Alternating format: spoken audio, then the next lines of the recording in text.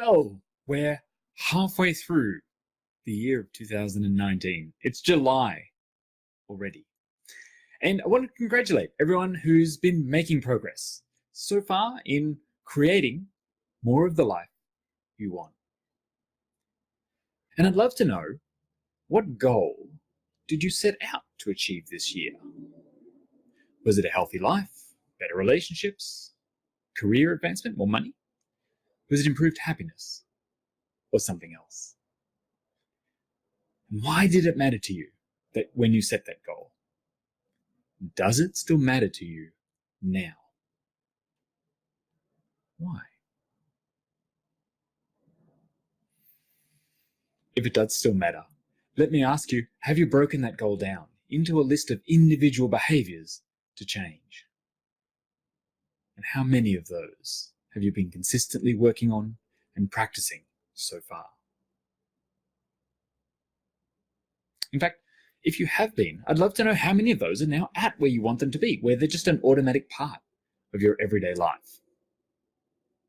And how many are a current work in progress? You might find that there are some that have fallen by the wayside or been put off until later. Maybe there's some you just haven't been paying as much attention to as you'd like. And I wanted to use this video this week to really encourage you to reconnect with what it is you're trying to achieve and what do you need to change to get there. I also want you to think about the approach you've been taking, because I came across some writings from Supercoach Michael Neal this week, who shared some lessons that he'd learned from Aesop's fable, The Hare and the Tortoise. You're probably familiar with it. The hare wants to race the other animals to prove that they're the fastest animal in the world.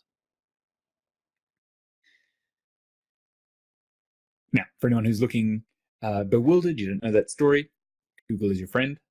Let's go and find it out. But the basic principle is that the hare races out to such a lead, is so far ahead, that they decide they don't really have to bother anymore. They can lay down and have a nap, and then only wake up to realize and to see the tortoise just reaching the finish line. And although they race to catch up, they can't get there. So Michael shared these two lessons, the first of which was stay focused on your goal and not what success or failure of that goal means about you. You know, we often believe that our value or our worth is dependent on our performance. You know, the hare had to prove that they were the fastest animal. And the truth is that your worth and your value are given. They're already 100%. And no amount of success or failure will make you more or less worthy than you already are. You're already 100% worthy of your love and respect, and of everyone else's as well. It's already there. Sometimes we set out these goals for ourselves because it's going to be better there. Or when we get there, we'll be able to feel proud of ourselves, we'll be able to feel happy, or we'll be able to feel fulfilled.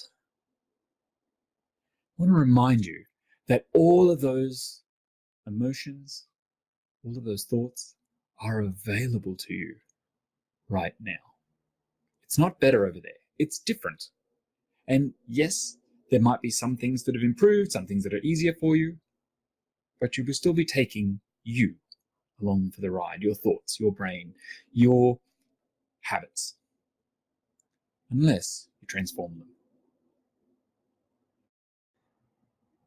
Which brings me to the second lesson, which is about keep going until the race is done. You know, the tortoise brought a disciplined approach, really just focusing on each step, moving his feet forward till he crossed the finish line. And I wonder, are you approaching your goals like the hare? running around, keeping busy, but depending on your mood, avoiding some things, or, sometimes working on your goal. Maybe you've decided to have a little nap on some of the habits that will take you there. Maybe you've decided that you got close enough for now, or that you're bored now. Maybe you've just decided to ignore some of those things, and you'll get around to it later. Or are you approaching more like the tortoise, working steadily, unconcerned by your ever-changing moods, focused on what you need to create, not what it means about you, and what you need to practice? Are you willing to carry on transforming those habits and doing the work all the way to your goal? I really want you to consider this fable and decide, are you working steadily towards the life you want? Are you daily creating change? Or is it a sometimes when I feel like it? As we go into the second half of this year, I really want you to consider, what do you need to work on next? What habits need more consistency in your life? Remember, you don't have to be perfect. You only need to be consistent. Remember, a couple of weeks ago, I shared a video about the all or nothing mindset and shifting that, rethinking it. This idea that we want to set small changes one at a time that we can live with, that are close to where we already are. Then when that new behavior is normal, set another one that's close, but just a little ahead of where you are, just a little change, and then another one, and then another one, as each one becomes automatic in your life.